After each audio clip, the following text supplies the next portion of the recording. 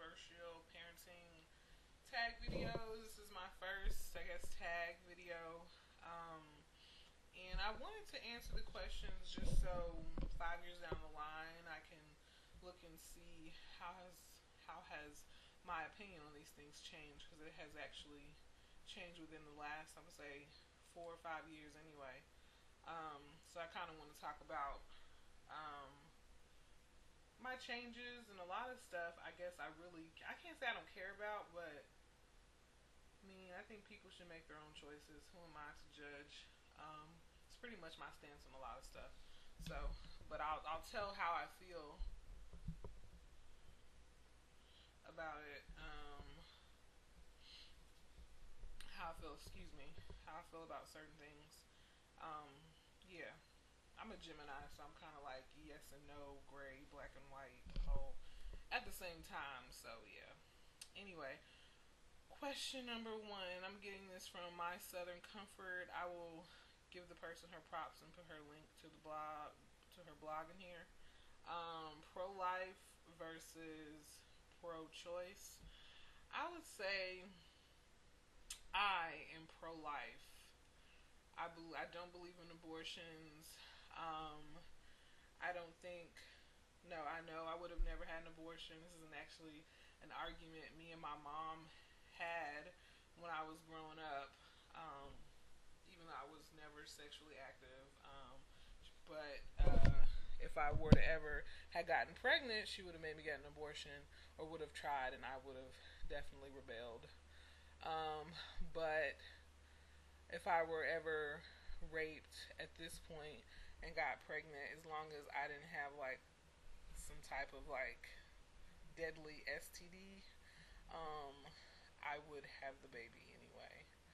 Um, so I think for me, I'm definitely pro life, but I don't believe that because I'm pro life, other people can't be pro choice. If someone were to come to me about having an abortion, I would definitely give them my pro life spiel, but I would never judge someone. Just really break my heart though. Um, I feel like you should, you know, give the baby a chance, adopt, give it up for adoption. But I was reading Conversations with God 3, and kind of what Neil Walsh was saying that God was telling him about it is that if a baby is um, aborted, it was clearly what was supposed to happen anyway. The baby wasn't supposed to survive. Everything happened for a reason. And just with the way it was presented in the book, I could see that. So, whatever. Um, Next question. Baby wearing.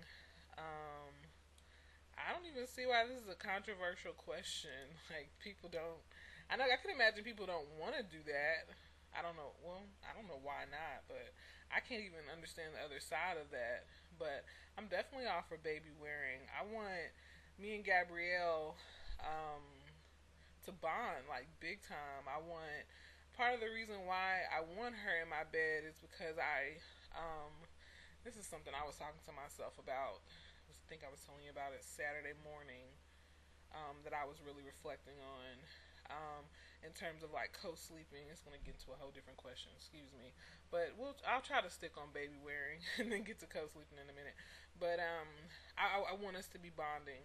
I want us to be bonded. I want us to be close, and I feel like the sleeping together within reason and the baby wearing helps that on a just I guess since I've done mental health and we kind of touched on psychology, that the whole bonding together thing is real. Like there was a study where monkeys that didn't have what is that, like contact with anything living were depressed, they were suicidal, but the ones that were nurtured, they thrived. So it's real, that the whole bonding closeness, that's real, and I want to make sure that we are bonded. So I will definitely wear her. I have two little things for that. Anyway, Circumcision. If I were to have a boy, I don't think I would think twice about it. I would circumcise him, mostly because of um, um, my religion. Not that I follow my religion to a T, but the covenant between God and Abraham. I don't even know the full story, so don't get me the lying. But I just know when I read the Bible, um, circumcision was something that God wanted us to do. Um, I've heard, I haven't done research on it. I actually watched Yin and Yang's controversial parenting tag, and they pose a lot of good points about it. So it kind of made me think, but I think I would just do it. Kind of, I guess what they said, making an unformed decision. I think I would just make that unformed decision and go for it. Uninformed decision, but mostly just for spiritual reasons, and I think it's cleaner. I don't know. I have had no experience with penises at all, so I don't know. But I think I would just do it if I had a boy. So I'm not, so I don't have to be forced with that. And then they mentioned something about circumcising a girl, and I just think that's horrible. Horrible. Anyway, moving forward, adoption. I think because when I was having trouble conceiving, and adoption was looking like it might be the move. I think it's a beautiful thing. I think I would prefer if I were to make decisions for the people, I would prefer that they give the baby up for adoption rather than abort it. I think it should have a chance to live, and there's families that are looking for babies, like, with being a part of, I can't say being a part of, but just knowing that infertility is real. And people that don't have the opportunity to have babies, if you have the opportunity to get pregnant, you don't want it, why not give it to someone else? And I know it's probably heart wrenching to carry a baby for 9 months and have to give it up, because I could not imagine. I planned her completely, but I couldn't imagine giving up Gabrielle after carrying her all this time and feeling her in my stomach and not emotionally attaching to her and stuff like that. So I understand that's hard, but sometimes in life you gotta do things, you know, that you may not like to do. So anyway, it's my opinion. But in terms of adopting for my life, um, I feel like one day I will. Um, I guess my dilemma with it is because I wanted a house full of kids, like just like a big family. I don't think I'm there yet with that. Like me and Gabrielle, I don't know how long before I have another child. I know I wanted to wait at least until she was 9 months to a year before I got pregnant again. But with being single, I'm not going to be single and pregnant again. I'm not doing that. So I would have to be in a stable relationship before I have another child. So who knows? I, I can't write that in stone because yeah. But just how I'm feeling right now is I do want a partner before I do this again. Um, but then I do want my three biological children by the time I'm 35. So we'll see how that goes. Um, but so at one point, I do want a house full of kids, and when I am ready, um, part of that house full of kids will consist of adopted children. Um, I would love. This has been. I mean, when I was like, how old was I? I was like 5 years old. I've always been like a night owl, so I would stay up late watching Feed the Children, and I'm literally like 5. We don't have a lot of money ourselves, but I'm sitting there crying because of the little African babies that are starving and skinny and stuff like that. And just from that moment, I was like, I just want to give. And then I think my pastor at church talked about how they went and got their son from Africa, and just I would just love to do something like that. To go get a baby from a foreign country, bring it here, and to give it a really good life. So I would like to do that maybe when my child rearing days are over, maybe like in my 40s, and we go get a baby from Africa and love him or her. That would be awesome. So That's my spiel on adoption. Um, Baby piercing. I know I got my ears pierced at like 9 months or something like that. My mom said I didn't cry. Um, I haven't thought much about it really. I probably will do the same. I probably will get her ears pierced. I don't see why not. I'm all for ears piercing. My son, no, I wouldn't get his ears pierced. He'd have to ask for it, and I think even then it would depend on how old he was, because I wouldn't want him putting out a certain, message about himself. Um, no, probably not boy, but girl, yes, definitely. Breast milk versus formula leads me to a funny story. I don't like Walmart or Target or Kroger now that I'm in my third trimester. I hate being there. I'm like rushing through it because I always gotta pee. So it's not a good experience for me anymore. So I'm in Walmart, forgot my freaking to do list, and not to do list, but to purchase list. So I'm trying to figure out what I need. I'm in there, so I'm gonna get something. And I know, I don't know. I'm feeling like I need to get some formula, and I'm like standing on the aisle trying to buy, just like, you have the backup formula. And I'm trying to buy it, and I'm just like, I ain't buying none of this crap. I'm not buying it. So I didn't get anything. I decided that I'm going to breastfeed. I've already decided that it's not like a question, but just in case something, no. Breastfeeding, something goes wrong. Me and Gabby gonna have to get out the house 3 o'clock in the morning because my boob is not working or something like that and go get it. But other than that, we're gonna make it happen. So there will be no formula in the house unless the child is starving. I hope that's not selfish. But I got a car and we can go get it. But I'm not gonna buy it as a crutch. And I couldn't buy it. I don't know why I couldn't buy any of it. Even though I wasn't buying it, so I wouldn't breastfeed. I couldn't buy it. So long story short, definitely into breastfeeding. I don't judge people. I don't care if you don't breastfeed your children, but I'm gonna breastfeed mine. God willing. So that's that. Mostly because it's cheaper. No, not mostly because it's cheaper, but mostly because it's healthy.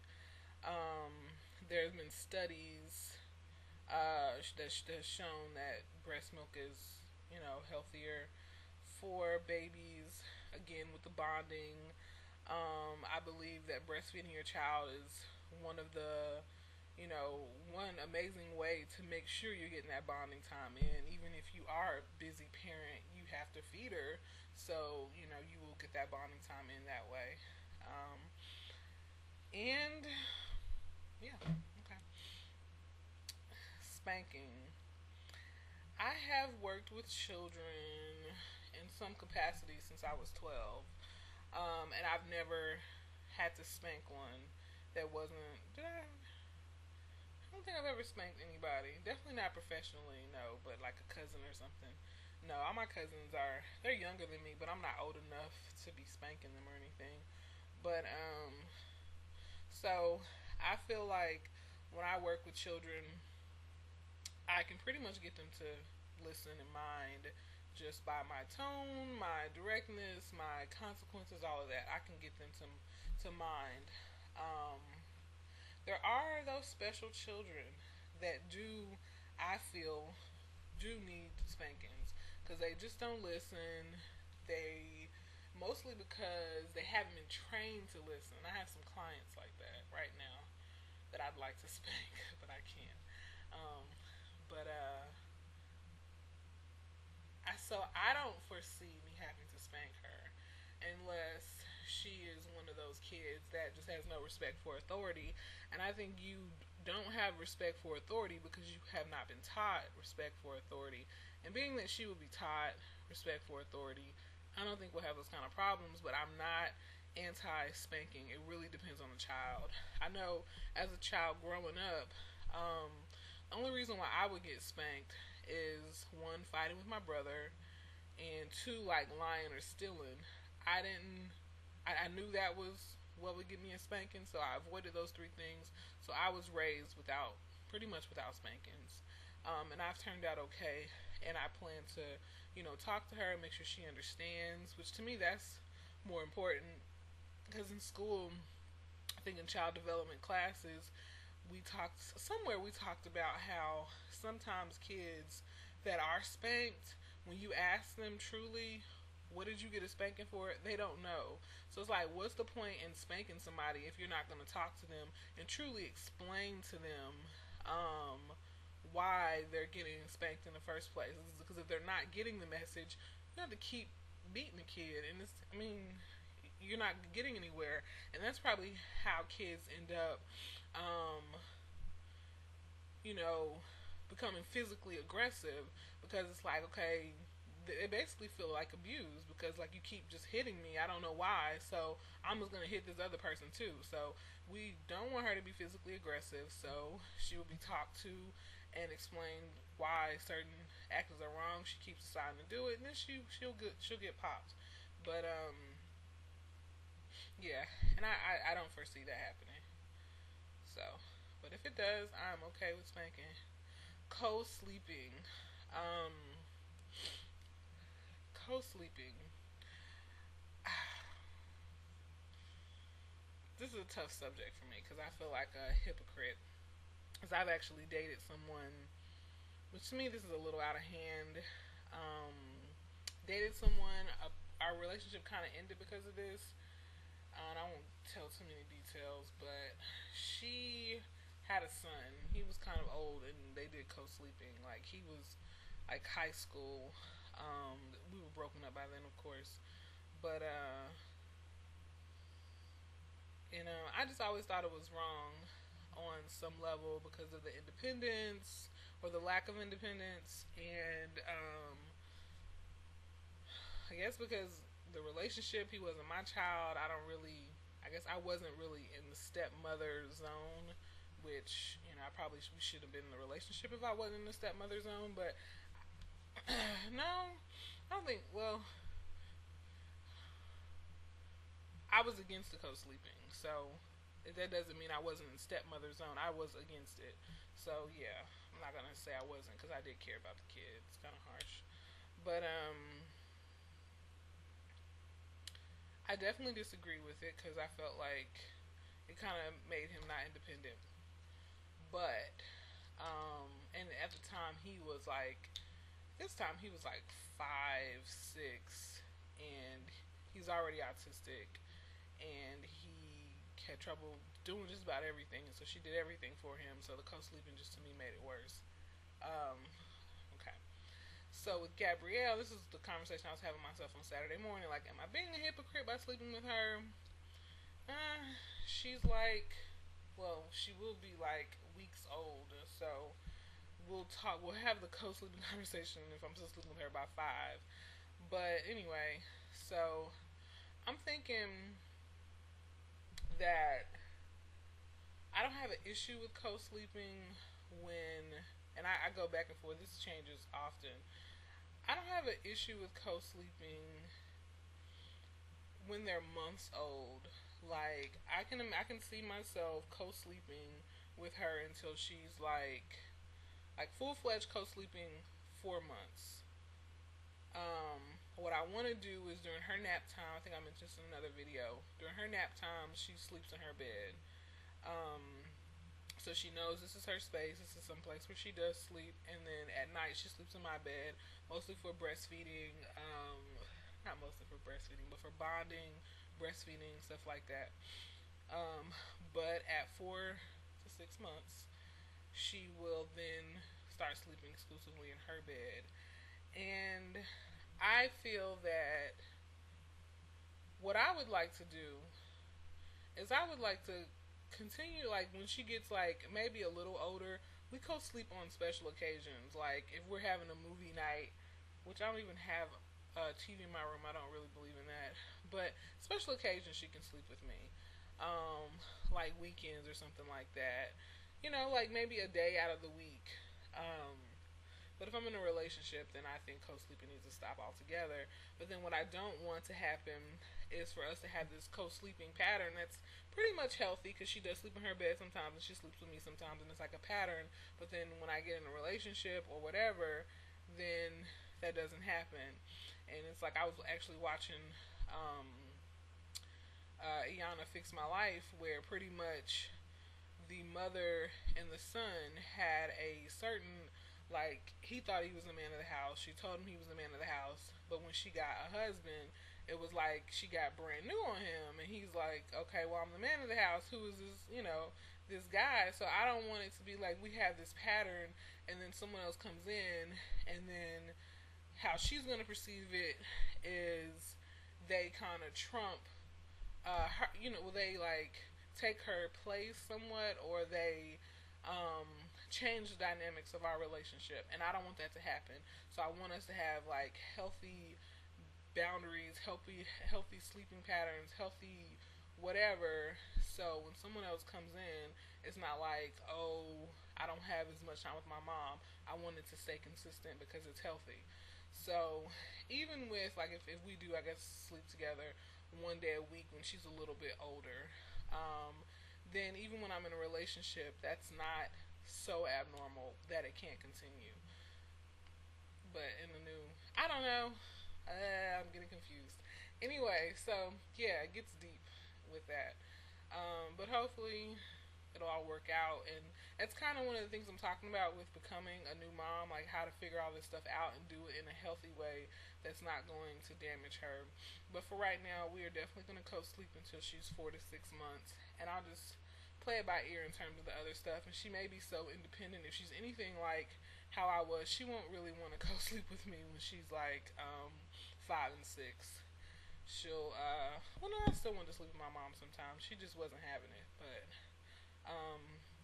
we'll figure out the whole co-sleeping thing. Just play it by ear. Home versus public versus private versus charter schooling.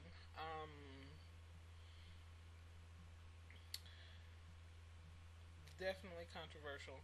I'll go over each one. Homeschooling, I've actually thought about all of them. The one that I am most opposed to is public schooling. I live in Georgia, and Georgia school systems are horrible. Um, Out here, when I guess I'll get on public first. Out here, when I was looking for a home, especially in DeKalb County, with the school, like, your income for DeKalb County, which is where I wanted to live, which is where I'd like to move back to. In order to get into a decent school, you have to have like you have to make probably, I don't know, maybe like 6 figures to comfortably live in the homes in that area. And to me, like, the cost of living was not. I mean, it's like the house that I have now compared to the house I was looking at in a good school district. It was just like this house is way nicer, but that house was like $500 more a month. Um, so it's very like you pay for a good school system out here. You have to have money to send your kids to a good school system, and if you don't, your kids will go to. It's like just looking at it was disheartening. Like that's why I left DeKalb County. Gwinnett County is a little more even, but um, I don't know. I'm kind of feeling like I like Gwinnett County. Don't get me wrong, but I just feel like I'm too far away from Atlanta. Like from 45 minutes away from Atlanta. So I'm feeling like once she is in school, I think I want to move closer to Atlanta. Um, so public.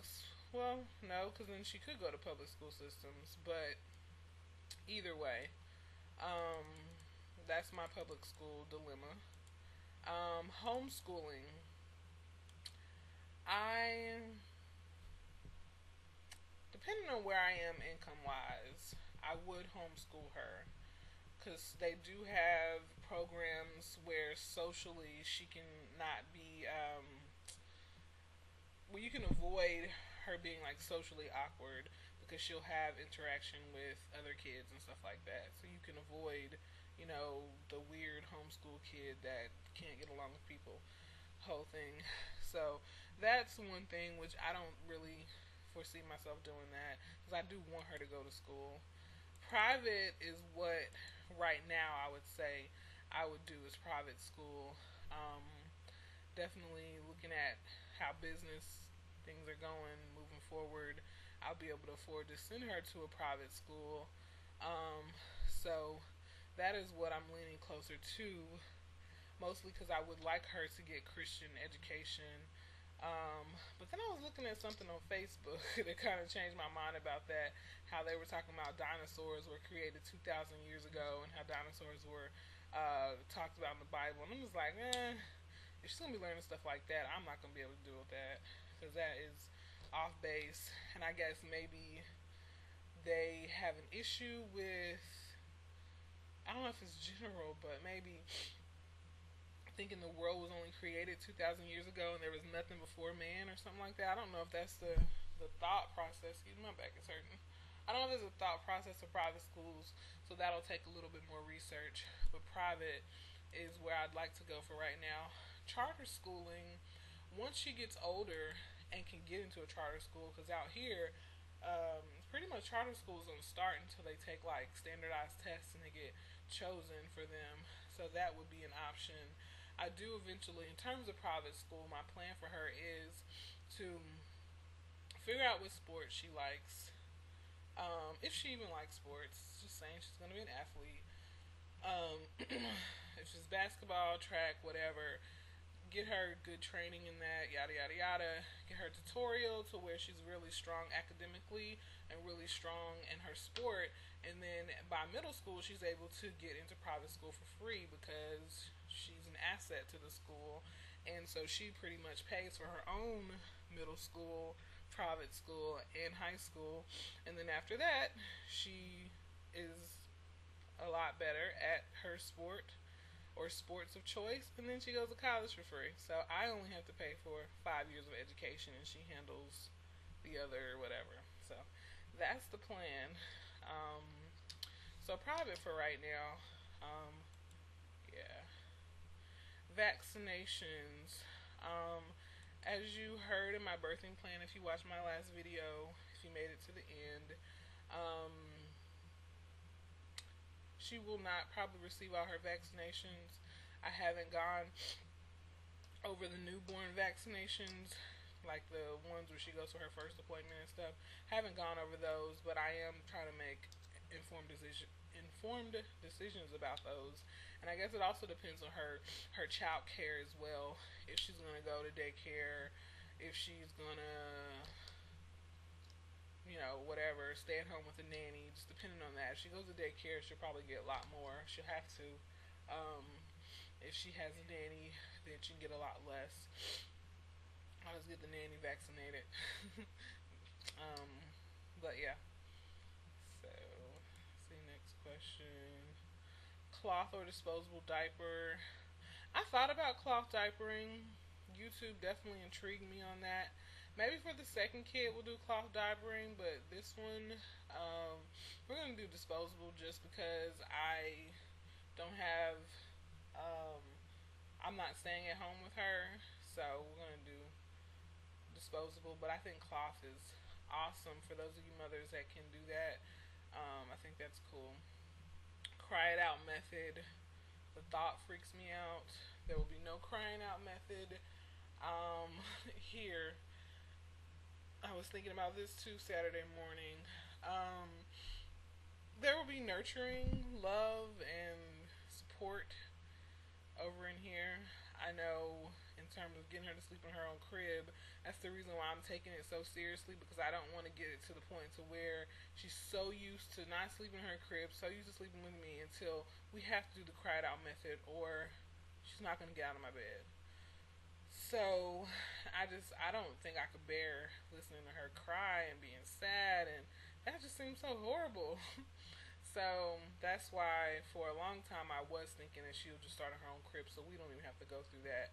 But I just can't imagine being in my room, which is kind of the furthest room away from hers, and having her tiny in there by herself. Like, no, we've spent like our whole lives together. It's not time to separate just yet until she's more independent and stronger and stuff like that. So yeah, but so then I guess there'll have to be some nights where she does cry, and maybe at that point I'll be more seasoned as a mother, where I understand it is what it is. She's gonna have to cry sometimes. So um, yeah, so maybe we'll both be crying together. I don't know. So we'll see, but yeah. That's pretty much it. Thanks for watching.